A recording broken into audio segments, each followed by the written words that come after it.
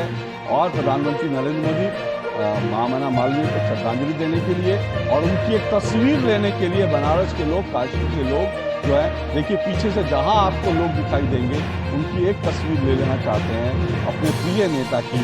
हमार काशी हमार मोदी, ये भाव है पूरा काशी का, जो आज प्रधानमंत्री नरेंद्र मोदी का स्वागत करने के लिए बिल्कुल। और स्टेयर्स पर जो सीढ़ियाँ वहाँ तक उनकी मूर्ति तक जाने के लिए हैं, उससे पहले जो वो एक कदम ठहरे थे, उन्होंने अपने जो जूते या चप्पल पहने थे उसको उतारा। तो ये एक सम्मान भाव भी दिखाता है कि आपके मन में किस प्रकार का भाव है उस व्यक्ति के लिए जिसने BHU दिया। BHU ने देश भर को कितने समृद्ध नागरिक दिए, जिन्होंने देश को आगे बढ़ाने में कितना बड़ा योगदान दिया है। और एक प्रकार से सभी के प्रणाम को स्वीकार करते हुए 360 डिग्री एक तरीके से, क्योंकि सभी वो सब लोग मौजूद हैं और ये जय घोष सुनाई पड़ रहा है प्रधानमंत्री की मौजूदगी में। और निश्चित तौर से ये वो जगह है जहां से बहुत ज़्यादा प्यार 2014-2019 में लोकतांत्रिक व्यवस्था के तहत कहा जाए तो एक सांसद के तौर पर प्रधानमंत्री मोदी को समर्थन के तौर पर मिला है। और उसके प्रति आभार व्यक्त करना और एक बार फिर से उस समर्थन और उस प्यार को हासिल करने के लिए प्रधानमंत्री पहुंचे हैं। पीछे विशालकाय महामना जी की प्रतिमा, आगे प्रधानमंत्री का अभिवादन सभी को स्वीकार करते हुए, और प्रधानमंत्री यहाँ से अब रोड शो की शुरुआत करेंगे। बड़ी संख्या में लोगों की मौजूदगी और हर कोई फ़ोन के साथ एक तस्वीर लेने के लिए उत्सुक नज़र आ रहा है। अशोक जी, बिल्कुल प्रधानमंत्री की एक झलक जो है पाने के लिए लोग बेताब हैं। वहाँ पे देखिए सबके हाथों में मोबाइल है, मोबाइल के लोग उनकी तस्वीरें खींच रहे हैं। इस पल को जो है ये उनके लिए अविस्मरणीय पल है, इसलिए वो चाहते हैं कि इस पल को जो है अपने कैमरों में कैद कर लें, अपने मोबाइल में कैद कर लें, क्योंकि उनके लाडले, उनके दुलारे नेता और प्रधानमंत्री नरेंद्र मोदी, फिर मैं कह रहा हूँ कि जहाँ पर जिस तरह से उन्होंने काशी को अपनाया है, माँ गंगा ने उनको बुलाया था और काशी के एकदम होकर रह गए। इतनी बार उन्होंने काशी का दौरा किया जिसकी कोई गिनती नहीं है। बहुत सारे सांसद होकर भी लोग वहाँ पर इतने दौरे नहीं करते, लेकिन प्रधानमंत्री होने के बावजूद उन्होंने काशी के न सिर्फ इतने दौरे किए बल्कि काशी का कायाकल्प कर दिया है प्रधानमंत्री नरेंद्र मोदी ने। इसका श्रेय तो उनको जाता और इसलिए लोग नरेंद्र मोदी जी से को लेकर के उनके मन में भाव है। देखिए मोदी परिवार ये भी वहाँ पर आपको दिख रहा है, मैं हूँ मोदी का परिवार, जो प्रधानमंत्री। और इस वक्त जो है आप देखिए प्रधानमंत्री नरेंद्र मोदी के साथ उत्तर प्रदेश के मुख्यमंत्री योगी आदित्यनाथ भी उनकी कार में, उनके काफिले में सवार होते हुए योगी आदित्यनाथ और प्रधानमंत्री नरेंद्र मोदी।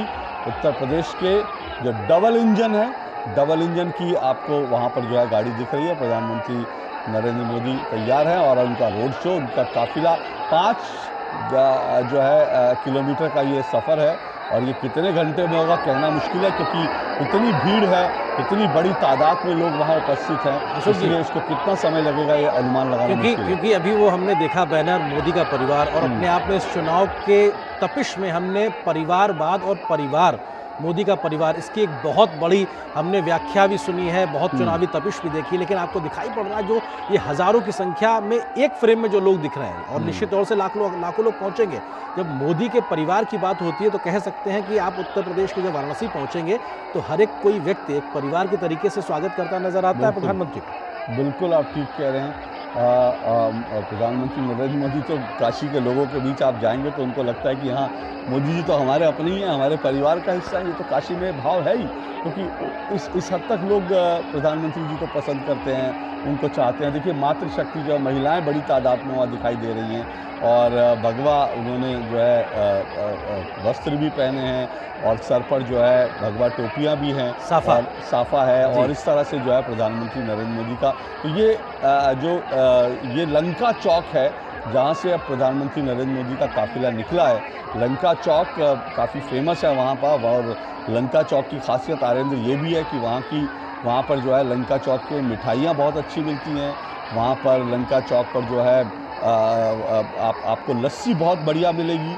लोग लंका चौक पर विशेष रूप से रात को आते हैं लस्सी पीने के लिए, और लंका चौक पर लवंग लता वहाँ की एक ख़ास मिठाई है बनारस की, उसको खाने के लिए लोग वहाँ पहुँचते हैं। तो लंका चौक की अपनी बहुत खासियत और क्योंकि वो यूनिवर्सिटी के से जुड़ा हुआ इलाका है, तो वहाँ पर आपको रात 24 घंटे वहाँ पर आपको दिखाई देगा कि लोग घूम रहे हैं, स्टूडेंट्स घूम रहे हैं, आराम से वहाँ पर एंजॉय कर रहे हैं, चाय पी रहे हैं, लस्सी पी रहे हैं, इस तरह से और राजनीति भी कर रहे हैं। लंका के चौक पर जो है आप देखेंगे तो स्टूडेंट्स और बाकी आम लोग भी वहाँ चाय की दुकानों पर बैठ कर खूब राजनीतिक बातचीत भी बहुत करते हैं। तो ये प्रधानमंत्री का काफिला वहाँ से शुरू हुआ है और उनको वो विक्ट्री साइन बनाकर प्रधानमंत्री एक स्वीट हाउस भी पीछे नजर आ रहा था, आप मिठाई की बात कर रहे थे पीछे बैनर में, तो ये मिठास भी घुलती नजर आ रही है तस्वीरों के माध्यम से, संभवतः कैमरामैन ने सुन लिया होगा। लेकिन जो ये तस्वीरें हैं अशोक जी, निश्चित तौर से ये दिखाई पड़ रहा है। और अभी तक हमने जितने भी चुनावी रोड शो देखे प्रधानमंत्री के, तो जिस शहर में वो रोड शो करते हैं वहाँ का जो संबंधित सीट का जो प्रत्याशी होता है बीजेपी का, वो उनके साथ मौजूद होता है। लेकिन यहाँ पर खुद प्रधानमंत्री प्रत्याशी के तौर पे भी हैं, तो अपने आप में उनकी दोहरी पहचान के तौर पे वहाँ मौजूद हैं, एक प्रत्याशी के तौर पर भी और एक प्रधानमंत्री के तौर पर भी, क्योंकि वो जन समर्थन जन जन का प्यार पाने के लिए और मोदी का परिवार का जो बैनर दिखाई पड़ रहा है, उस परिवार की आत्मीयता के साथ आगे बढ़ने के लिए वो उस समर्थन को हासिल करने के लिए पहुंचे हैं। और लगभग 5 से 6 किलोमीटर का लंबा रोड शो, जिसकी लंका चौक से शुरुआत हुई है। प्रधानमंत्री ने सबसे पहले महामना मदन मोहन मालवीय जी की प्रतिमा पर माल्यार्पण किया, पुष्प अर्पित किए और उसके बाद से ये इस रोड शो की जस्ट अभी शुरुआत हुई है। प्रधानमंत्री के इस विशेष वाहन के आगे अगर बात की जाए तो सैकड़ों महिलाओं का वो दल है जो भाजपा के झंडे के रंग से मिलती जुलती या कहा जाए भगवा कलर की साड़ी पहने हुए हैं, सर पे भगवा साफा भी उन्होंने लगाया हुआ है। उत्साह उनके साथ है और उनके हाथ में एक समर्थन को लेकर एक तरीके से बैनर पोस्टर्स भी नज़र आ रहे हैं। और प्रधानमंत्री के एक तरीके से रोड शो की शुरुआत करने से एक उत्साह एक नए स्तर पे पहुंचता दिखाई पड़ रहा है। प्रधानमंत्री के साथ उत्तर प्रदेश के मुख्यमंत्री योगी आदित्यनाथ की मौजूदि, और उत्तर प्रदेश में इस बात का जिक्र लगातार होता, जो आपने कहा होगी कि डबल इंजन की सरकार या फिर मोदी योगी की जोड़ी, क्योंकि बहुत कुछ 7-8 वर्षों में उत्तर प्रदेश में और 10 वर्षों के लिहाज से देखा जाए तो बदला है, और ज़मीन पे बदलाव शायद इसीलिए सबकी चर्चा भी होती है। बिल्कुल। और योगी आदित्यनाथ लोकप्रिय मुख्यमंत्री हैं, प्रधानमंत्री देश के ही दुनिया के सबसे लोकप्रिय नेताओं में से एक हैं। और ये जोड़ी अपने आप में जो उत्तर प्रदेश में जो है बहुत एक सशक्त जोड़ी कह सकते हैं। और यहाँ पर जैसा हम बता रहे हैं मंत्रोच्चार चल रहा है, महिलाएं जो हैं यहाँ पर बच्चियाँ जो हैं मंत्रोच्चार कर रही हैं और प्रधानमंत्री का एक काफिला जो है शुरू हो गया है। इस तरह के रोड शो जो हैं, आपने जैसे बिल्कुल सही कहा, प्रधानमंत्री अब तक जब रोड शो करते हैं, कहीं भी उन्होंने इन चुनाव में रोड शो किया है, तो उनके साथ लोकल प्रत्याशी जो हैं ज़रूर हैं। लेकिन यहाँ पर प्रधानमंत्री नरेंद्र मोदी खुद ही उम्मीदवार हैं, खुद ही प्रत्याशी हैं, इसलिए वो और मुख्यमंत्री योगी आदित्यनाथ उनके साथ हैं। और ये 5 किलोमीटर का सफ़र है, 100 से ज़्यादा पॉइंट्स बनाए गए हैं, जिसको हम बार बार बता रहे हैं। आगे महिलाओं का जत्था चल रहा है, महिलाएं चल रही हैं, मातृशक्ति जो है वो चल रही हैं। और महिलाओं की का वोट जो है हमेशा, आप जितने चुनाव हुए हैं उनमें एक बड़ी बात है, ये यहाँ पर आरती, जिस तरह से गंगा आरती होती है उसी तरह से यहाँ पर जो है एक पॉइंट है जहाँ पर लोग आरती कर रहे हैं। दीपोत्सव जो है इस तरह से दीपों की आरती कर रहे हैं। ये इस तरह के कई अलग अलग दृश्य आपको देखने को मिलेंगे काशी में, बनारस में, जहाँ पर प्रधानमंत्री नरेंद्र मोदी का इस वक्त रोड शो चल रहा है। हुजूम देखिए आप, ये दूर दूर तक आपको सिर्फ नरमुंड दिखाई देंगे और दूर दूर तक जो है आपको लोगों के भगवा दिखाई देगा, लोग दिखाई देंगे। और इस तरह से पूरा वाराणसी ऐसा लगेगा। कुछ देर में आप देखेंगे, जब ये देखिए लोग सड़कों पर चढ़े हैं अपने प्रिय नेता की एक झलक पाने के लिए। कोई टैंकी के पास जाकर खड़ा हुआ है, कोई छत पर खड़ा है, बच्चे, महिलाएं, बुजुर्ग सब खड़े हैं प्रधानमंत्री की एक झलक पाने के लिए। और प्रधानमंत्री अक्सर वहाँ जाते हैं, कई बार वहाँ जाते हैं, लेकिन जितनी बार जाते हैं उतनी बार उनको वहाँ प्यार मिलता है, उतनी बार उनको दुलार मिलता है। और प्रधानमंत्री नरेंद्र मोदी कई बार ये कह चुके हैं कि वाराणसी ने, काशी ने उन्हें जो प्यार दिया है, उन्हें जो दुलार दिया है, उसको वो कैसे लौटाएंगे, ये उनको हमेशा इस बात की चिंता रहती है। शंखनाद भी अशोक जी सुनाई पड़ रहा है, और जो गंगा आरती का विहंगम दृश्य होता है उसका भी प्रदर्शन यहाँ पे किया जा रहा है। और ये दिखाता है कि काशी की पहचान माँ गंगा की आरती के साथ में एक नए स्तर तक पहुँची है। प्रधानमंत्री ने जिस प्रकार से घाटों की साफ सफाई की, और 2014 की वो तस्वीर हम सब नहीं भूल सकते, जब खुद झाड़ू लेकर प्रधानमंत्री ने उस साफ सफाई के अभियान की शुरुआत की थी। और 2014 की उस साफ सफाई के अभियान के बाद से 2024 तक कैसी एक नई काशी, दिव्य काशी, भव्य काशी का एक निर्माण हुआ है और एक नई पहचान के साथ में आज दुनिया के सामने मौजूद है। तो बहुत कुछ उनके पास जाता है और ये एक और मंच, जिन 100 ऐसे मंच का हम जिक्र कर रहे थे जहाँ पर अलग अलग राज्यों की या उत्तर प्रदेश के अलग अलग क्षेत्रों की जो विविध पहचान है उसको प्रदर्शित किया जा रहा है। इसमें लोक नृत्य भी हैं, लोक वाद्य यंत्रों के साथ में वहाँ मौजूद है, चाहे वो मराठी हो, गुजराती हो, बंगाली, मारवाड़ी, पंजाबी, दक्षिण भारतीय राज्यों के तमाम ऐसे ऐसे अलग अलग राज्यों से जुड़े हुए लोग, या कहा जाए अलग अलग सामाजिक संगठनों से जुड़े हुए लोगों के मंच तैयार हैं जहाँ पर वो अपनी खुद की मूल पहचान के साथ में प्रधानमंत्री का स्वागत करने के लिए पहुंचे हैं। लेकिन मूल में सब वही है जहां पे भारतीय परंपरा, दर्शन शास्त्र और वो एक भारतीय विरासत की पहचान कहीं सबसे केंद्र में बनी हुई है। प्रधानमंत्री भी सभी और सबका अभिवादन स्वीकार करते नजर आ रहे हैं। अशोक जी। हाँ, लेकिन नारायण, जैसे आपने कहा कि प्रधानमंत्री का वो 2014 के दृश्य की आपने बात की, जब झाड़ू लेकर आए थे, झाड़ू भी उनके साथ साथ उन्होंने फावड़ा भी उठा लिया था, क्योंकि वहाँ पर इतनी मिट्टी थी, इतना वहाँ पर जो है कचरा था। प्रधानमंत्री मुझे आज तक याद है कि प्रधानमंत्री नरेंद्र मोदी ने वो फावड़ा उठाया और जब उन्होंने फावड़े से वो जो मिट्टी थी उसकी कटाई शुरू करी तो वहाँ जितने लोग मौजूद थे फिर सब ने जो है सबके सब मैदान में उतर गए और देखते ही देखते वो वहाँ पर जगह साफ हो गई। आनंद, जो लोग कहते हैं स्वच्छता की बात करते हैं, मैंने क्योंकि वाराणसी को बहुत बचपन से देखा है, वहाँ के घाट ऐसे थे कि आप पैर नहीं रख सकते थे, इतनी गंदगी होती थी। लेकिन अगर आज आप बनारस के, काशी के घाटों पर चले जाएं तो आपको वहाँ पर एक अलग ही तरह का नज़ारा दिखाई देगा। ये देखिए, इस वक्त आप देखिए, आप देख रहे हैं कि लोग जो हैं कितनी बड़ी तादाद में दोनों तरफ, सड़कों के दोनों तरफ खड़े हैं प्रधानमंत्री का स्वागत करने के लिए। जो मंच बने थे उन मंच पर लोग चढ़ गए हैं क्योंकि सबको एक झलक पानी है प्रधानमंत्री की। अब देखिए, लोग अपने बच्चों को लेकर आए हैं, छोटे छोटे बच्चों को लेकर, ये एक नज़र जो है उनको प्रधानमंत्री नरेंद्र मोदी की एक झलक वो पालें, इस तरह से ये पूरा का पूरा दृश्य आपको वहाँ पर दिखाई देगा। अब ये इससे पहले जो मंच था उस पर बहुत संख्या में डमरू बजाने का भी, क्योंकि भगवान शिव की नगरी में त्रिशूल उनकी पहचान है तो उस पर बंधा हुआ डमरू भी पहचान है और किस प्रकार से डमरू दल का घोष होता है वो भी अपने आप में काशी की एक अलग पहचान है। और उस डमरू घोष की पहचान के साथ में एक मंच सजा था जहाँ पे अपने आप में बड़े से आकार के डमरू का वादन हो रहा था और ये भी काशी को एक नई पहचान देता है। लेकिन उसकी उस विरासत, उसकी जो पारंपरिक एक समृद्ध एक उसका इतिहास है उसको भी प्रदर्शित करता है। तो निश्चित तौर से चाहे गंगा आरती के दृश्य को पुनः प्रदर्शित करना हो, डमरू के जय घोष को दिखाना हो या फिर शंखनाद के माध्यम से उस तरीके से आगे बढ़ना जिसका हम जिक्र कर रहे थे अशोक जी, वो तस्वीरें एक बार फिर से दिखाई पड़ रही, क्योंकि जो 100 से ज़्यादा पॉइंट्स हैं उसमें भारत, एक भारत श्रेष्ठ भारत की पहचान तो दिखाई पड़ रही है और ये भी अपने आप में अग्रसेन युवा मंच सुस्वागतम, यानी समाज के विभिन्न वर्गों की ओर से भी वो स्वागत दिखाई पड़ रहा है। मुंशी प्रेमचंद जी की भी एक फोटो दिखाई पड़ी थी यहाँ पर। हाँ, क्योंकि मुंशी प्रेमचंद का रिश्ता भी काशी से ही है। वो काशी में ही जन्म उनका हुआ था, मुंशी प्रेमचंद का।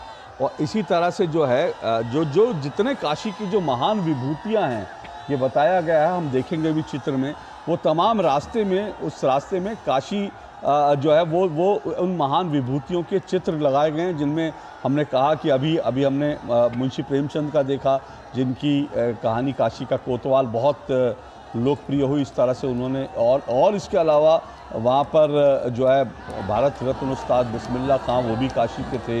इसी तरह से काशी नरेश, पंडित मदन मोहन मालवीय, बिस्मिल्लाह खां की मैंने बात करी। इस तरह से तमाम लोग जो हैं, पंडित किशन महाराज, तुलसीदास, कबीरदास, संत रविदास, ये सब जो हैं काशी की महान विभूतियों का कहीं ना कहीं जो है वो दिखाई देगा। देखिए, महिलाएं जो है त्रिशूल लेकर, बाबा विश्वनाथ का जो त्रिशूल है उनका, वो त्रिशूल लेकर भी खड़ी हैं प्रधानमंत्री का स्वागत करने के लिए। और आज के स्वागत में जो जानकारी मिली है, संभवतः तस्वीरों से भी हम बहुत जल्दी आपको दिखाएंगे, संत समाज के लोग बड़ी संख्या में न सिर्फ काशी से बल्कि उत्तर प्रदेश के अलग अलग महत्वपूर्ण स्थानों से भी यहाँ पहुँचे हुए हैं, चाहे वो प्रयागराज हो या फिर अयोध्या हो, अन्य स्थानों से पहुँचे हैं एक तरीके से प्रधानमंत्री के स्वागत को लेकर। तो ऐसे में बेहद महत्वपूर्ण है कि संत समाज की ओर से भी प्रधानमंत्री का स्वागत, उनको आशीर्वचन देना और किन्नर समाज की ओर से भी प्रधानमंत्री के स्वागत सत्कार के लिए बड़ी संख्या में पहुंचने की जानकारी लगातार आई है। वो तस्वीरें डमरू का जी बिल्कुल, और ये डमरू और ये बच्चे अपने आप में, क्योंकि बच्चे ये शंखनाद अपने आप में ये दिखाता है काशी अविनाशी है, उसकी पहचान लगातार बनी हुई है। उस पहचान को कैसे आगे बढ़ाना है, उसको संरक्षित रखते हुए विकसित भारत की ओर आगे बढ़ना है, लेकिन अपने मूल को नहीं छोड़ना है, अपने मूल मिजाज को नहीं छोड़ना है, अपनी मूल पहचान को नहीं छोड़ना। और शायद काशी इसीलिए अपनी उन मूल संस्कृतियों को सहेज के आगे बढ़ने की ओर अग्रसर है। इसीलिए शंखनाद भी सुनाई पड़ रहा है, डमरू का जय घोष भी सुनाई पड़ रहा है, तो हमको त्रिशूल भी दिखाई पड़ रहा है। गंगा आरती की वो प्रतिकृति भी दिखाई पड़ रही है कि कैसे माँ गंगा की आरती होती है। और 14 में तो प्रधानमंत्री ने कहा ही था, 2014 में माँ गंगा ने मुझे बुलाया, और उसके बाद से ऐसा बुलाया है कि लगातार यहीं पे प्रवास भी दिखाई पड़ता है। हर साल ना जाने कितनी बार प्रधानमंत्री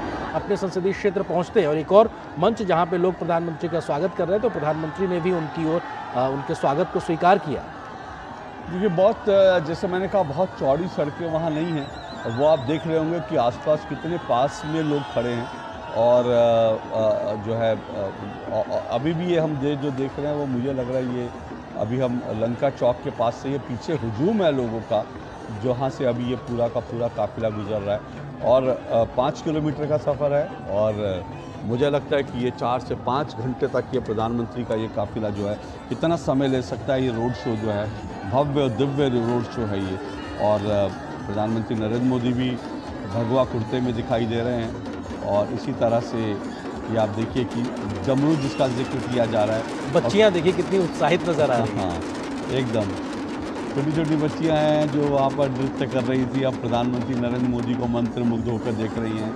जो डमरू बज रहा है, प्रधानमंत्री कुछ समय पहले प्रधानमंत्री नरेंद्र मोदी भी जब पहुँचे थे काशी, तो उन्होंने भगवान शिव की आराधना करते हुए खुद भी जो है डमरू उठाया और डमरू बजाना उन्होंने शुरू कर दिया। बिल्कुल, अपने आप में 5 से 6 किलोमीटर के इस रोड शो में 100 ऐसे स्थान बनाए गए हैं जहां पर भारत के विभिन्न राज्यों की कला संस्कृति को प्रदर्शित किया जाएगा। तो वहीं काशी की विशेष पहचान लगातार एक बार फिर से पुनः प्रदर्शित की जाएगी। साथ ही साथ उत्तर प्रदेश के लिहाज से भी एक पहचान की बात की जाए तो वो दिखाई पड़ती है। हमारे सहयोगी शैलेंद्र मिश्र इस वक्त वाराणसी में मौजूद हैं, प्रधानमंत्री के इस महत्वपूर्ण दौरे को, रोड शो को कवर करने के लिए पहुंचे हुए हैं। शैलेंद्र, जो कैमरे के माध्यम से सीमित तस्वीरें वो तो हम देख पा रहे हैं, लेकिन आप विहंगम दृश्य को जरा अपने तरीके से बयां कीजिए, जो आप वहां पे देखने के साथ साथ महसूस भी कर पा रहे हैं उस वक्त की फिजा में। इस वक्त गर्मी के बाद भी लोगों का उत्साह उमंग लगातार बना हुआ है, आप कैसे शब्दों में बयां करेंगे शैलेंद्र? बिल्कुल आरेंद्र, हमने 2014 में भी ठीक इसी जगह पर वो रोड शो देखा था, जब प्रधानमंत्री नरेंद्र मोदी बीजेपी उम्मीदवार के तौर पर यहाँ पर रोड शो करने आए थे, और उन्होंने कहा था कि मां गंगा ने बुलाया है। और आज जब कल प्रधानमंत्री नरेंद्र मोदी का नामांकन होना है, और अब से थोड़ी देर पहले जो आपने तस्वीरें देखी, पंडित मदन मोहन मालवीय की प्रतिमा पर श्रद्धा सुमन अर्पित करने के बाद प्रधानमंत्री नरेंद्र मोदी का रोड शो शुरू हुआ। और उसके बाद हमने देखा कि सड़कों के दोनों तरफ पिछले कई घंटों से न केवल बीजेपी कार्यकर्ता, आम लोग, महिलाएं प्रधानमंत्री नरेंद्र मोदी के इंतजार में यहाँ खड़े हुए थे। हम सब जानते हैं कि वाराणसी में जिस रास्ते से रोड शो हो रहा है, सड़कें अब चौड़ी हो चुकी है, और जो घाट वाराणसी के एक तरह से कहें विकास के प्रतीक के तौर पर सामने उभरे हैं। और जिस बात को भारतीय जनता पार्टी, केंद्र की सरकार कहती रही है कि विरासत को संजोते हुए हम विकास को आगे ले जा रहे हैं, पहचान को मजबूत करते हुए, उसकी एक पूरी झलक काशी की संस्कृति की, काशी की विरासत की, काशी के वैभव की पूरी झलक आप देख रहे हैं रोड शो में तस्वीरों के जरिए। जब प्रधानमंत्री नरेंद्र मोदी का काफिला आगे बढ़ रहा है, सड़कों के दोनों तरफ बड़ी संख्या में युवा हैं, महिलाएं हैं, और एक तरफ BHU है, आधुनिक शिक्षा का केंद्र है। उसमें हम जानते हैं कि तमाम विषयों की पढ़ाई होती है, तो तमाम वो संस्कृत पढ़ने वाले वेद पाठी छात्र हैं, छात्राएं हैं जो प्रधानमंत्री नरेंद्र मोदी का स्वागत कर रहे हैं। इस पूरे 5 किलोमीटर में तकरीबन 100 जगह पर हम देख रहे हैं कि छोटे बड़े मंच बनाए गए हैं, जहां काशी की संस्कृति की एक पूरी झलक दिखाई देती है। और ये तस्वीरें बताती हैं कि दरअसल काशी किस तरह से एक विकास मॉडल के तौर पर दुनिया के सामने है। काशी कैसे बता रहा है कि भारत जो नया बदलता हुआ भारत है, वो अपनी जड़ों को मजबूत करते हुए, पुष्पित पल्लवित सिंचित करते हुए आगे बढ़ रहा है। और तस्वीरों की झलक है, ये भारत की झलक है, ये काशी की झलक है, जो अपने जड़ों को संजोते हुए आगे बढ़ रहा है, जो दिखा रहा है कि आज काशी में एक बड़े जगह पर आप देखें तो लटकते हुए तार नहीं दिखाई देते। काशी में आप देखें तो चमचमाती हुई लाइट दिखाई देती है। काफी अभी आज मैं बात कर रहा था सुबह, तो एक शख्स ने में शुरू हुआ बीएचयू के मेन गेट से, जहां पर सबसे पहले प्रधानमंत्री पहुंचे। उन्होंने महामना मदन मोहन मालवीय जी की जो प्रतिमा है उस पर पुष्प अर्पित किए, अपनी तरफ से श्रद्धांजलि अर्पित की, उनके योगदान को नमन किया।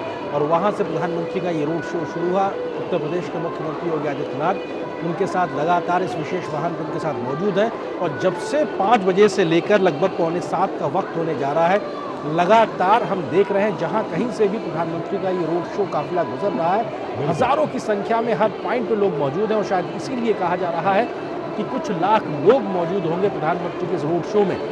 और पूरे रोड शो के दरमियान करीब 100 ऐसे पॉइंट्स हैं जहां पर मंच बनाए गए हैं, जिनमें विभिन्न प्रकार के समाज के लोगों ने वहां पर प्रधानमंत्री के स्वागत का कार्यक्रम रखा है। उत्तर प्रदेश हो या फिर काशी हो या फिर देश को एक भारत श्रेष्ठ भारत के तरीके से प्रदर्शित करने के लिए भी देश की संस्कृति को दिखाते हुए वो मंच भी रखे गए हैं। और काशी की पहचान को दिखाने के लिहाज से भी विशेष प्रकार से लोग शिव के स्वरूप में मौजूद हैं, तो को डमरू वालों का एक पूरा ग्रुप मौजूद है, लोग त्रिशूल लेके मौजूद हैं। तो अपने आप में ये विहंगम दृश्य बड़ी संख्या में लगातार हम 5 बजे से देख रहे हैं, जब से ये रोड शो शुरू हुआ। बिल्कुल, मैं एक बात का और ज़रूर जिक्र करना चाहूँगा। कहा जाता है कि कुछ ना कुछ ऐसी स्थानीय चीज़ें होती हैं जो आपको एक नज़र में ये एहसास करा देती है कि ये कहाँ की तस्वीरें हैं।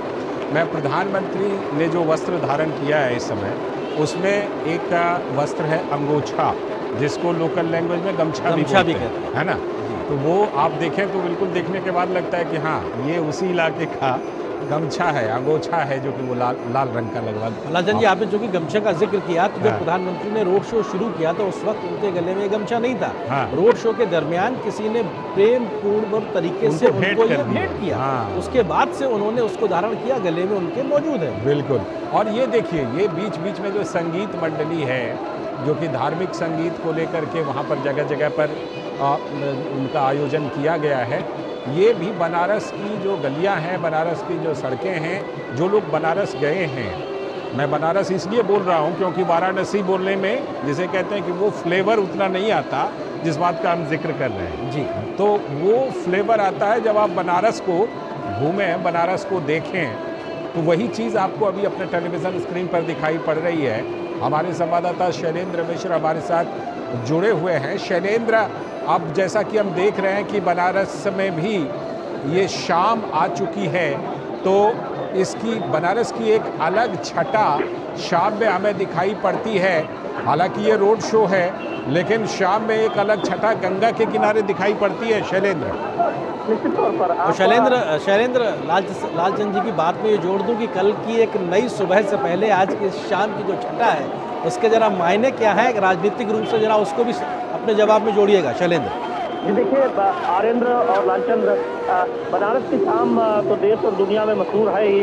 जिस तरह से हम घाटों पर देखते हैं कि धार्मिक पर्यटन के लिए या फिर काशी आने वाले पर्यटक वो बड़ी संख्या में घाटों पर मौजूद रहते हैं, और उस घाटों को संवारने का काम प्रधानमंत्री नरेंद्र मोदी के वाराणसी से सांसद चुने जाने के बाद 2014 में हमने देखा, जब वाराणसी से स्वच्छता अभियान में खुद फावड़ा चलाकर प्रधानमंत्री ने उसको विस्तार दिया था। लेकिन अब बनारस की सुबह भी जानी जाती है। सुबह बनारस की जो शुरुआत हुई है, आप अस्सी घाट पर तमाम लोग हम देखते हैं कि सुबह सुबह वहाँ पहुँचते हैं, योग होता है, संगीत होता है। तो बनारस की संस्कृति की झलक अब सुबह भी आप बनारस में देख सकते हैं, और शाम की तरह सुबह भी बनारस की अब बहुत देश और दुनिया में मशहूर हो चुकी है।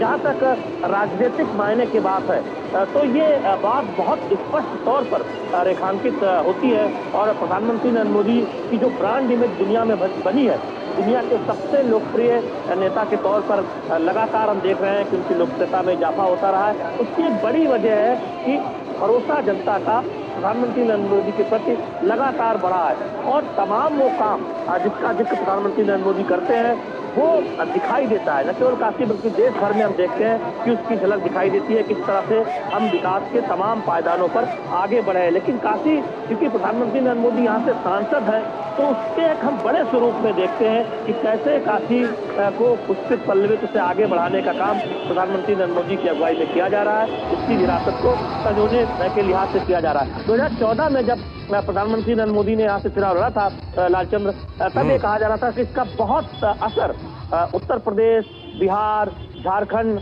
और उत्तर भारत की सीटों पर पड़ सकता है। और तब से हमने देखा कि 2014 के चुनाव में उत्तर प्रदेश में बीजेपी ने अब तक के राजनीतिक इतिहास की सबसे ज्यादा सीटें 73 सीटें अपना दल जो उसके सहयोगी है उसके साथ जीती थी।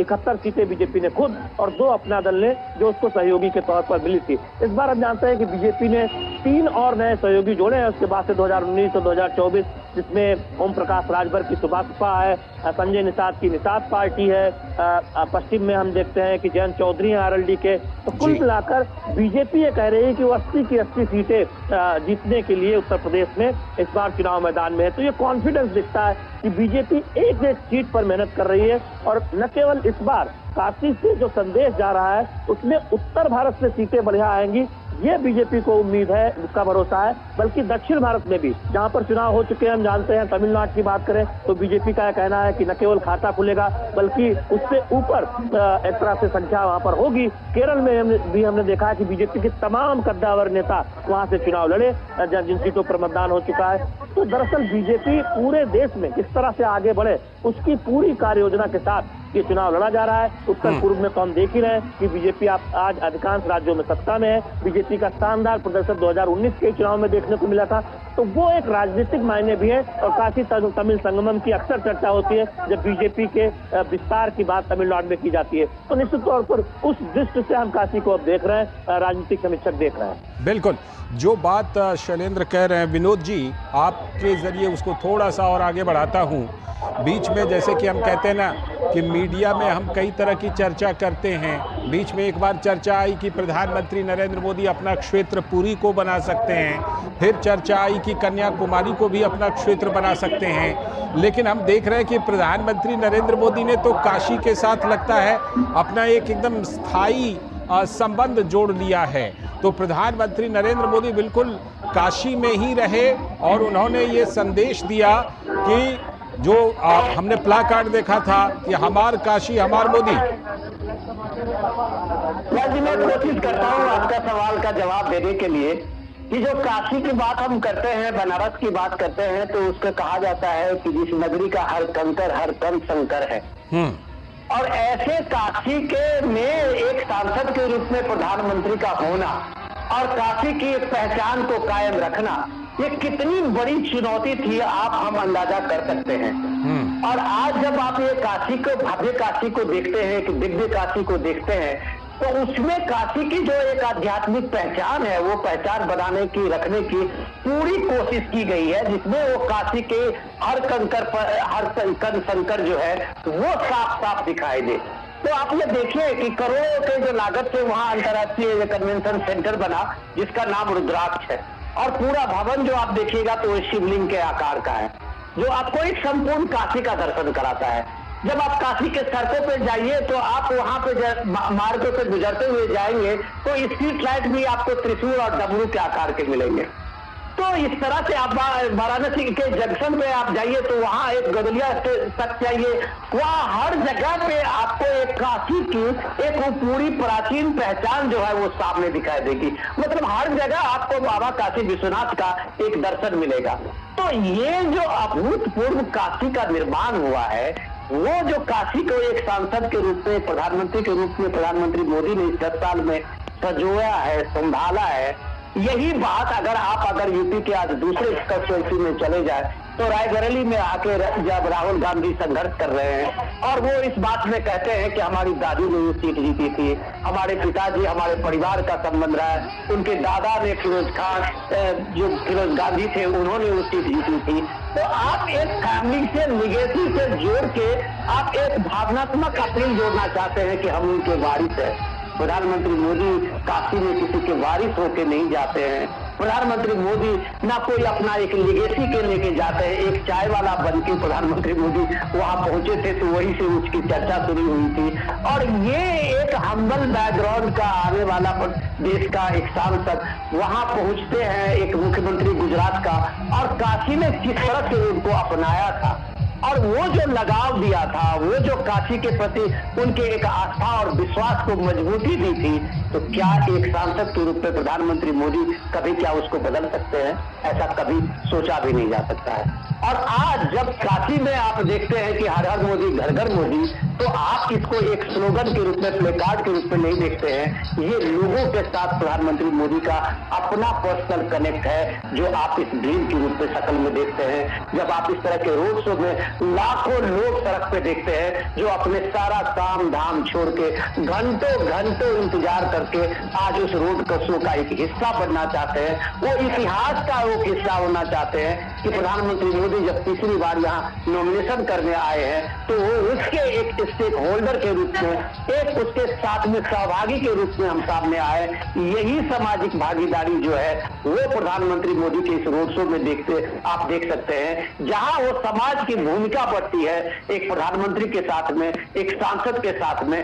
तब आप कहते हैं कि लोकतंत्र की जड़ें जो है वो गहरी हुई है, और जब लोकतंत्र की जड़ें गहरी होती है तो वहां से निकला हुआ नेतृत्व जननायक होता है, जो काशी ने आज प्रधानमंत्री मोदी को देश में एक जननायक बनाया। बिल्कुल विनोद जी, आप बहुत महत्वपूर्ण और बहुत बेहतर आपने बात करी कि जननायक तक बनने तक की जो एक सफ़र है वो ऐसे ही तय नहीं होता है, उसके लिए ज़मीन पे उतर के काम करना पड़ता है, लोगों के दिलों को जीतना पड़ता है। और शायद शुरू में आपने जिस बात का एक बार जिक्र भी किया था कि 2014 के बाद से राजनीति के हिसाब से विश्वास बहाली के जो एक दौर की शुरुआत हुई, उसने एक नई राजनीति की परिभाषा को लिखा पढ़ा और गढ़ा है। और शायद इसीलिए इस प्रकार का एक आकर्षण किसी व्यक्तित्व के लिए नज़र आता है। जब वो सड़कों पे पहुंचता है, गलियों में पहुंचता है, तो लोग स्वतः उमड़ आते हैं, खुशी से पुष्प वर्षा करते हैं, परिवार के साथ में उनका अभिवादन स्वीकार करते हैं, और अपने आप में एक झलक को कैमरे में कैद कर लेने की उनकी उत्सुकता भी नज़र आती है। यही वो एक चीज़ें हैं जो पर्सनल तरीके से लोगों को कनेक्ट करती हैं प्रधानमंत्री मोदी के साथ में। 2014 के लिहाज से बात की जाए लालचंद जी, तो 56% वोट शेयर था प्रधानमंत्री मोदी का, जो वोट पड़े थे।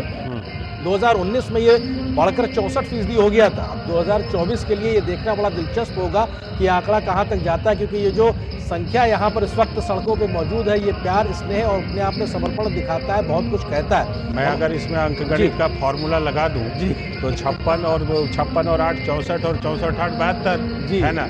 अगर ये भी हो सकता है कि 72% का वोट हो, और इसलिए भी क्योंकि जैसा कि हम जानते आ रही है ना कि साल 2014 में जब प्रधानमंत्री नरेंद्र मोदी का वाराणसी से रिश्ता जुड़ा, तो उसके बाद साल 2019 में और साल 2024 में उन्होंने ना, तो जैसे मैंने कहा कि चर्चा हुई कि पुरी से लड़ सकते हैं, कन्याकुमारी से लड़ सकते हैं, 2 सीट से लड़ सकते हैं, ऐसी भी चर्चा हुई। ना उन्होंने किसी दूसरी सीट को चुना, ना काशी को छोड़कर वो कहीं गए, क्योंकि भरोसे का ऐसा बंधन बन गया। शैलेंद्र, भरोसे का वो बंधन जो बना साल 2014 में। इससे पहले शैलेंद्र अपनी बात रखें सर, तस्वीरों में देखिए मुस्लिम समुदाय की बड़ी संख्या में मौजूदगी भी साफ दिखाई पड़ रही है। इतना ही नहीं, उत्साह देखिए लोगों का, यही शायद सबका साथ, सबका विकास, सबका विश्वास की उस बात को चरितार्थ करता है। और कितना उत्साह है प्रधानमंत्री की काफिला पहुंचने वाला, उससे पहले हर वर्ग समुदाय में एक उत्साह दिखाई पड़ रहा है। शैलेंद्र,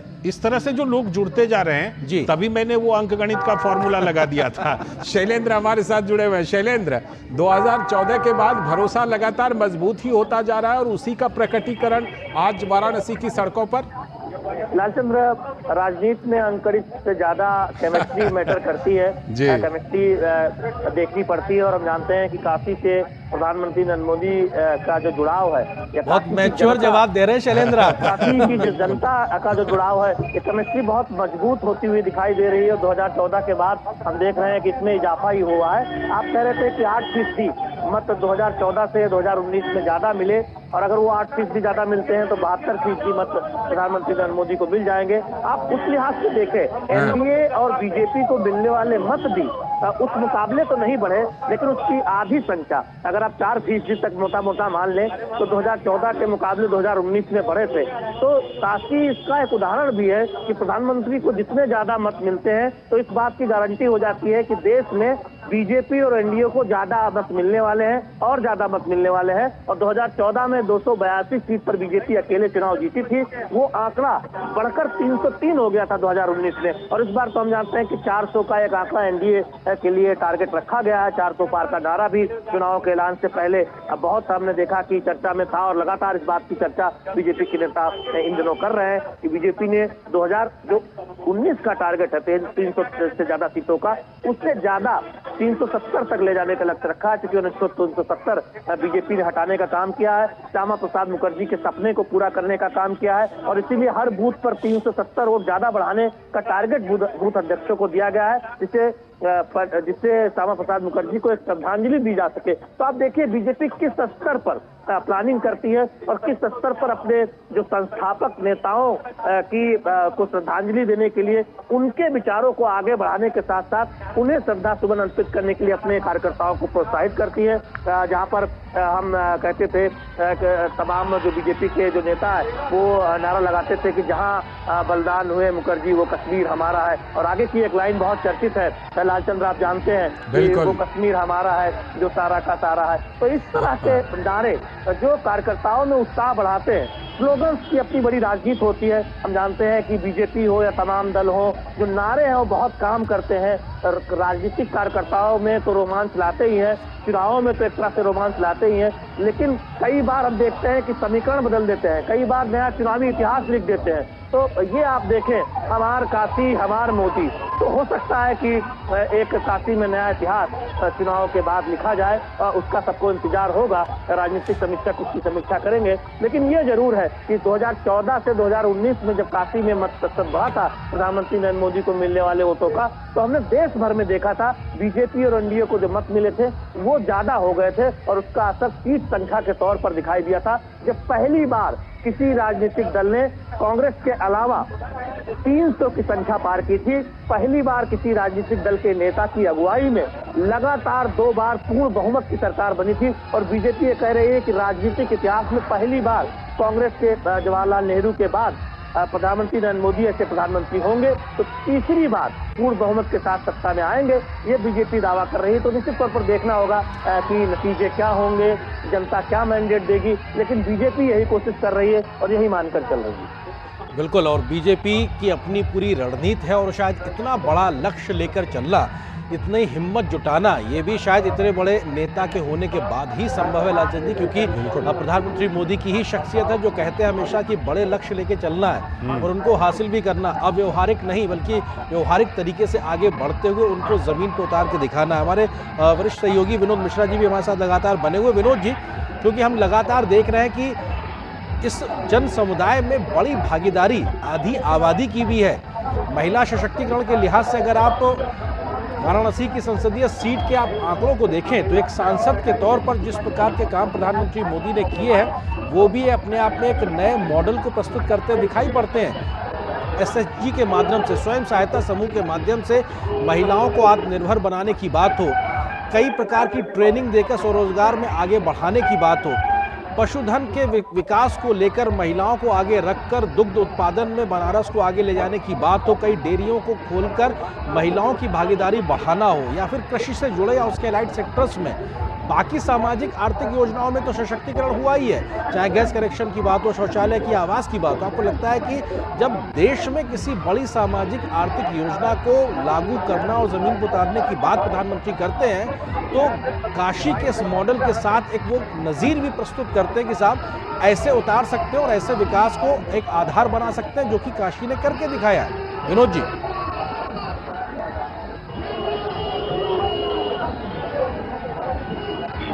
विनोद जी, क्या आप हमें सुन पा रहे हैं? सुन रहा हूं और मैं कोशिश कर रहा हूं आपके ही सवाल का जवाब देने का। जी जी, जो आप वुमेन एम्पावरमेंट की बात कर रहे थे, मैं उसी से जुड़ा हुई बात कर रहे थे। जो आप महिलाओं को देख रहे हैं इस कतार में, और प्रधानमंत्री की इस रोड शो का स्वागत करने के लिए खड़ी है। तो ये चीज समझने की जरूरत है कि इस देश में इतने साल क्यों लगे कि महिलाओं को एक मुख्य धारा में लाने के लिए कोशिशें, ऐसा नहीं था कि पहले नहीं हुई थी, लेकिन वो कोशिशें दिखी नहीं। आज प्रधानमंत्री मोदी ने अपने जितने भी फ्लैगशिप स्कीम है उसके में जो महिलाएं हैं, घर की महिलाएं, उनको सामने में रखा है। चाहे आप उज्ज्वला स्कीम की बात कर रहे थे, प्रधानमंत्री आवास योजना की बात कर रहे थे, जनधन स्कीम की बात कर रहे थे, उसमें घर की महिला जो है वही हेड होती है। आप अब देखिए प्रधानमंत्री आवास योजना के जितने भी घर बने हुए हैं, घर की मुखिया जो है वो महिला है जिनके नाम से वो घर बना हुआ है।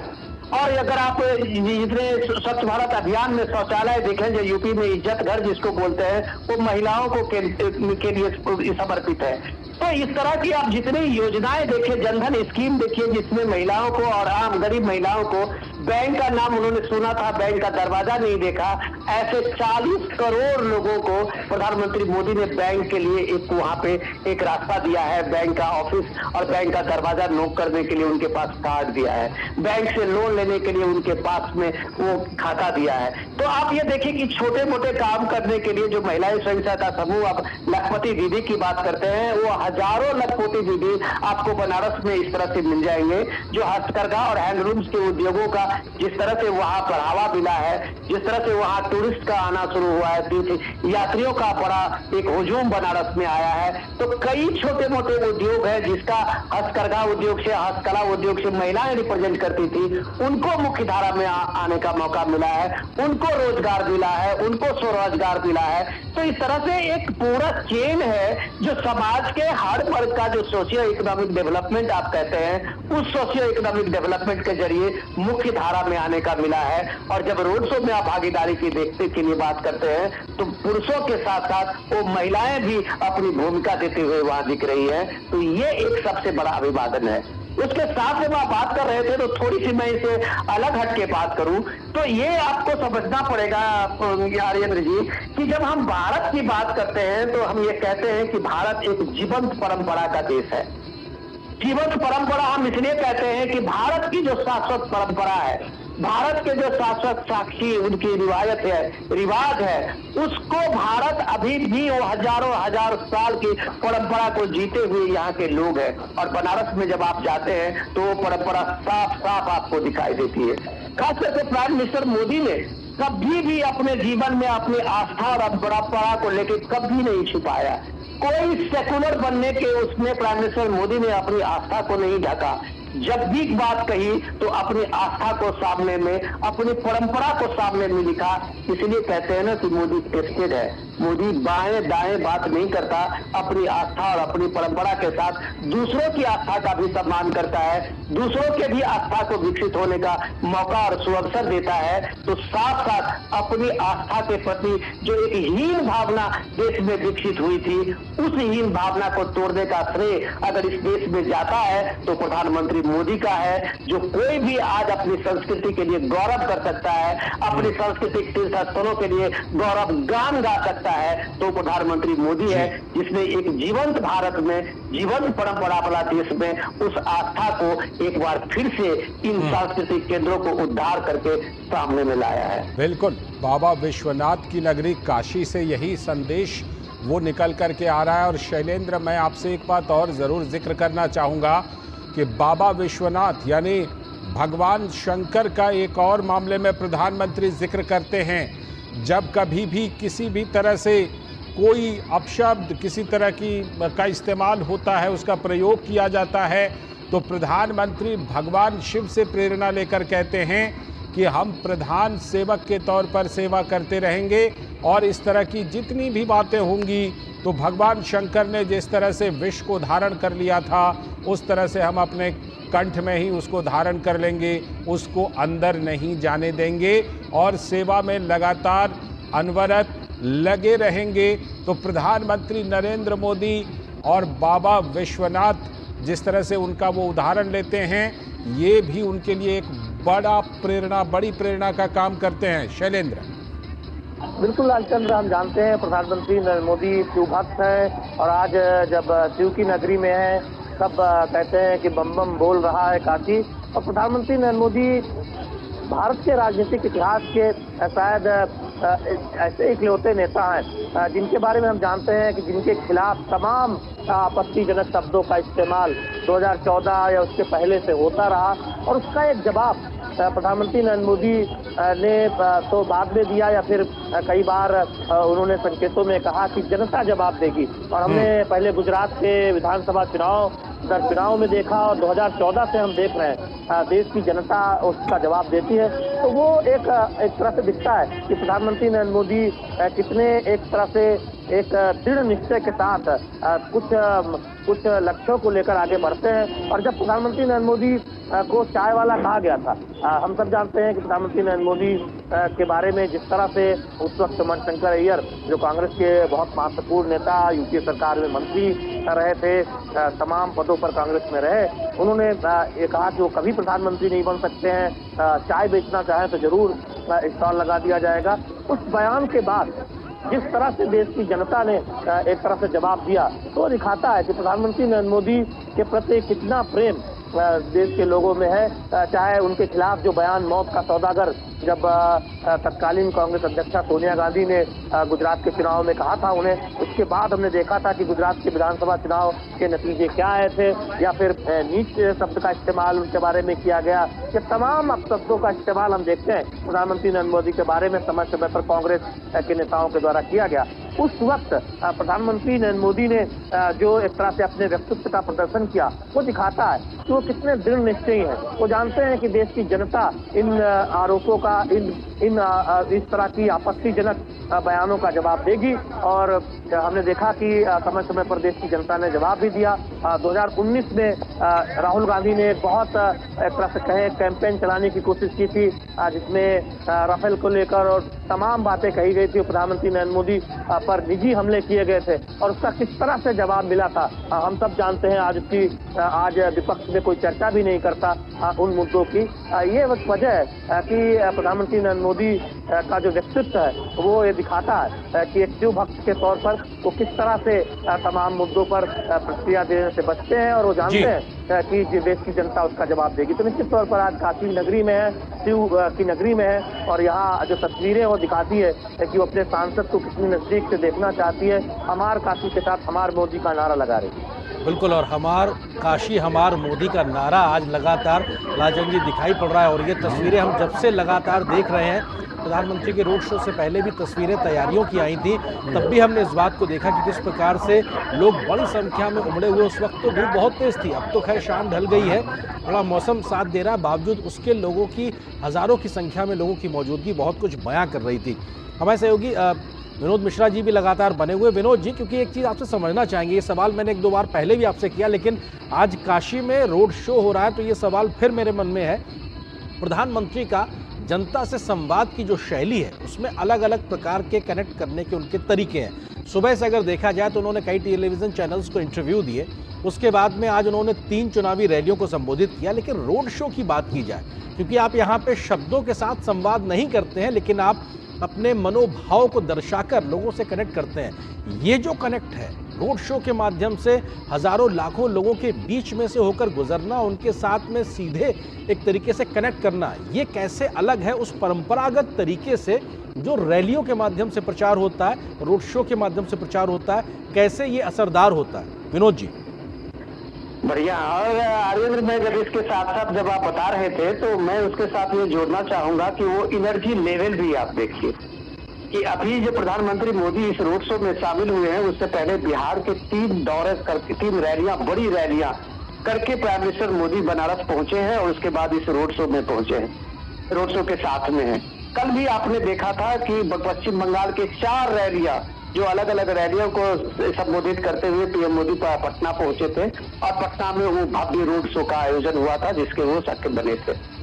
तो ये चीज जो एनर्जी लेवल आप देखते हैं, यही एक जनता के साथ में जब आप रोड शो में लगाव देखते हैं। प्राइम मिनिस्टर मोदी सिर्फ अपने संसदीय क्षेत्र में ये रोड शो नहीं करते हैं, ये 2014-2019 में हर चुनाव में प्रधानमंत्री मोदी अपने संसदीय क्षेत्र में उन लोगों के साथ में एक तरह से वो अपना एक संवाद स्थापित करते हैं, जिसको आप कह सकते हैं कि वो दिल से की भाषा है और वो दिल से संवाद की वो प्रक्रिया आप देख रहे हैं कि लोग किस तरह से अभिवादन करते हैं और किस तरह से प्राइम मिनिस्टर मोदी उनका अभिवादन लेते हैं। तो ये चीज जब आप देखते हैं तो ऐसा रोड शो आपने, भव्य रोड शो आपने कन्याकुमारी में भी देखी होगी, ऐसा भव्य रोड शो आपने केरल में भी देखा होगा, ऐसा ही रोड शो आपने गुजरात में भी देखा होगा, सदरों में, एमपी में देखा होगा, बिहार में अभी आपने देखा। तो कोई भी ऐसा स्टेट नहीं है जो प्रधानमंत्री मोदी के इस रोड शो में वहां के लोग नहीं आते हैं। तो ये जो लोगों की एक ललक होती है, जो सीधे प्रधानमंत्री को साक्षात्कार करना चाहता है, प्रधानमंत्री के सीधे सीधे प्रधानमंत्री के सामने होना चाहता है, तो वो उनकी मुराद उस रोड शो में पूरी होती है।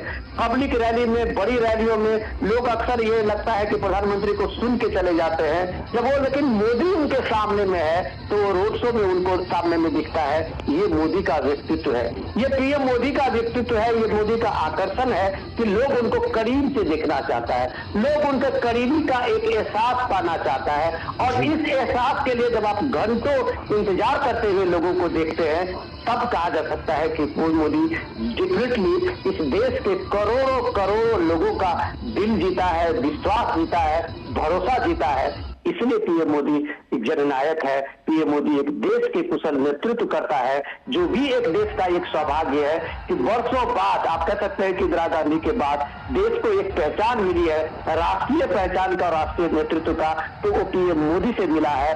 देश एक मजबूत और सशक्त एक सरकार लेके आई है, जो कोalition का दौर था वो भी आपने 30-35 साल देखा है। तो उस दौर को हटने के बाद, वो काले बादल छटने के बाद एक मजबूत सरकार लोगों ने देखा है, मजबूत सरकार के फैसले देखे हैं। जो शैलेंद्र अभी कह रहे थे, आर्टिकल 370 का हटना हो, या भव्य राम मंदिर का निर्माण हो, या ऐसे जीएसटी ऐसे बड़े फैसले हो, इस देश में वो चमत्कार देखा है। जो कई बड़े फैसले आजादी के बाद होनी थी, वो फैसले सरकारें नहीं ले पाई थी, चाहे उसकी जो भी व्यवस्था हो, चाहे वो बहुत बड़ा सवाल है। और इस सवाल में जब आप विरासत को देखते हैं तो न केवल गंगा को सहेजा गया, गंगा के साथ चलने वाले उस तमाम पुराने जो वहाँ माध्यम थे, जो बिजनेस एक्टिविटीज में होती थी, या किसानों के वहाँ के लोकल में, जब आप बनारस के किसानों के प्रोडक्ट को देखते हैं, उनके किसानों के प्रोडक्ट को आगे ले जाने का, बाजार ले जाने का वहाँ एक माध्यम शुरू हुआ, तो क्रूज सबसे सस्ता माध्यम बना। तो ये एक तरह से एक प्लान होता है कि नेतृत्व का, जो एक सपना देखता है, उसके लिए एक प्लानिंग करता है और उसको जमीन पे उतारता है, ये नरेंद्र मोदी है। ये भी एक बड़ा आयाम है विरासत के साथ विकास का। हमारे साथ शैलेंद्र मिश्र हमारे संवाददाता जुड़े हुए हैं। शैलेंद्र, आपसे ये जानना चाहूंगा कि हमें लगातार ये जानकारी मिल रही है कि प्रधानमंत्री नरेंद्र मोदी जो बाबा विश्वनाथ के मंदिर परिसर है वो पहुंच चुके हैं। क्या कुछ वहां पर कार्यक्रम आपकी जानकारी के मुताबिक प्रधानमंत्री का होने वाला है? क्योंकि रामेंद्र भी जिक्र कर रहे थे कि 8 बजे वहां पर जो आरती होती है उसमें प्रधानमंत्री शामिल होने वाले हैं। जी बिल्कुल, प्रधानमंत्री नरेंद्र मोदी जो शाम को आरती होने वाली है बाबा विश्वनाथ मंदिर में, उसमें शामिल होंगे। और जो हमें जानकारी मिल रही है कि वहाँ मंदिर परिसर में प्रधानमंत्री नरेंद्र मोदी पहुंचने वाले हैं। तो आप ये कह सकते हैं कि रोड तो खत्म ही हो रहा है, उसके बाद प्रधानमंत्री नरेंद्र मोदी बाबा विश्वनाथ धाम पहुंचकर इस आरती में हिस्सा लेंगे। हमने देखा कि बीएचयू के जो मुख्य गेट से लंका गेट कहते हैं, वहाँ पंडित मदन मोहन मालवीय की प्रतिमा पर माल्यार्पण के बाद ये रोड शो शुरू हुआ था। उसके बाद संत रविदास गेट से आगे बढ़ते हुआ मदनपुरा, गुदोलिया, और ये रोड शो में प्रधानमंत्री नरेंद्र मोदी का काफिला बाबा विश्वनाथ मंदिर के ठीक मुख्य गेट के पास पहुंचा। तो ये जो पूरा इलाका है, आप देखें तकरीबन 5 किलोमीटर का ये पूरा सफर रहा प्रधानमंत्री नरेंद्र मोदी का, जो एक तरह से अब अंतिम पड़ाव पर ये रोड शो है। तो निश्चित तौर पर ये तस्वीरें आपको जो मिल रही होगी डीडी न्यूज पर, तो ये दिखाती हैं कि कितना प्रेम प्रधानमंत्री नरेंद्र मोदी को यहाँ काशी की जनता का मिला है।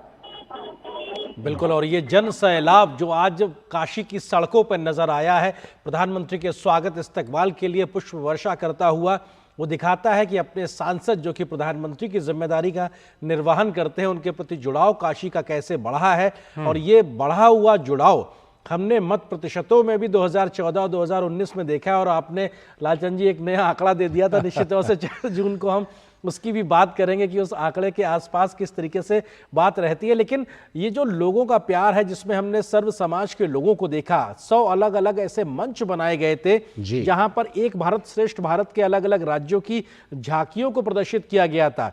काशी की अपनी पहचान को दिखाया गया था। उत्तर प्रदेश के अलग अलग इलाकों की पहचान वहां प्रदर्शित की गई थी। तो साथ ही साथ 10 साल में मोदी सरकार के जो बड़े काम रहे हैं उसको भी प्रमुखता से वहां पर दिखाया और प्रदर्शित किया गया था। आस्था के साथ कैसे खिलवाड़ नहीं होने देंगे, इस बात को भी साफ तौर से रेखांकित किया गया था। पुरुष, महिलाएं, युवा, बच्चे, हर कोई एक झलक अपने कैमरे में कैद कर लेने की ललक के आधार पर यहां पे उमड़ा हुआ, उत्साहित और उमंग से भरा हुआ नजर आ रहा है। प्रधानमंत्री ने भी किसी को निराश नहीं किया है।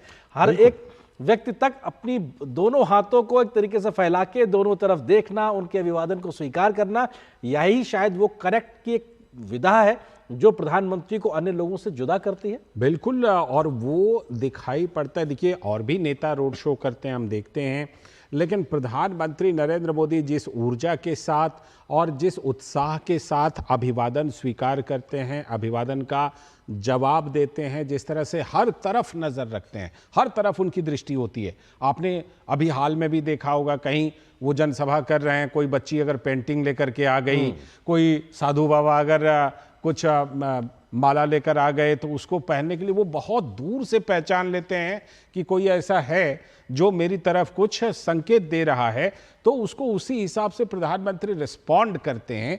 और वो आपको इस रोड शो में भी और सारे रोड शो में भी दिखाई पड़ेगा कि प्रधानमंत्री, देखिए किस तरह से, अगर छत की तरफ से कोई देख रहे हैं तो उधर ही प्रधानमंत्री अभिवादन करते हैं, उनकी तरफ देख करके, और अभिवादन का आदान प्रदान करते हैं। तो ये जो प्रधानमंत्री की विशेषता है, ये निश्चित रूप से बहुत कम ही नेताओं में पाई जाती है जो इस तरह से कनेक्ट कर पाए। ये चीज हमें दिखाई पड़ रही है। और जो आप जिक्र कर रहे थे, अलग अलग उम्र से, अलग अलग वर्ग से जो लोग दिखाई पड़ रहे हैं टेलीविजन स्क्रीन पर, शायद इसी के लिए शब्द बना है जन सैलाब। बिल्कुल बिल्कुल, लोगों का ये सैलाब सा दिखाई पड़ता है। और काशी की में जो आज मूड है उसको लेकर लगातार हम लोगों को तस्वीरें ऐसी मिल रही हैं कि आज काशी में किस तरह से एक अलग ही मूड है, एक विशेष मूड है। बिल्कुल, काशी का मिजाज किस प्रकार का है, इस बात से हमने शुरुआत भी की थी। रामेंद्र भी हमारे सहयोगी लगातार बने हुए हैं। रामेंद्र, क्योंकि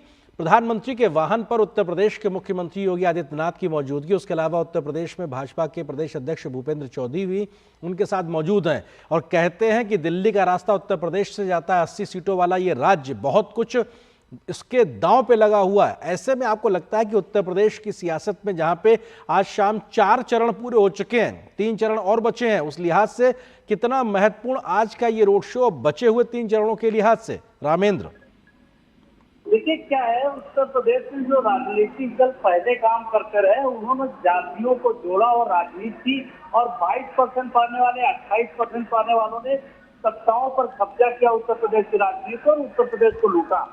लेकिन जब संस्कृत